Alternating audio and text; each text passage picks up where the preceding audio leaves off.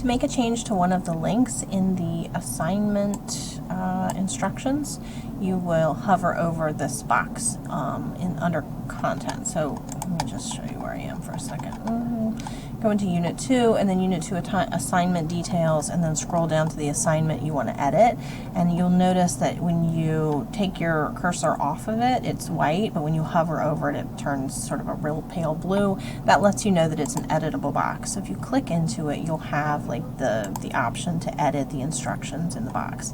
Right here where it says Research Toolbox Example, you can break this link, and then you can add in the link for the new Google Doc once you've saved it to your own drive, or you can download the Google Doc as a PDF, and then you would break this link and then come up here and go to Insert Stuff in order to upload the file into the course. So there's a couple of different ways that you could do it. It just depends on whether you prefer to work with a Google Doc or a PDF.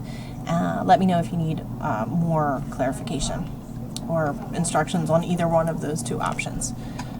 Thanks.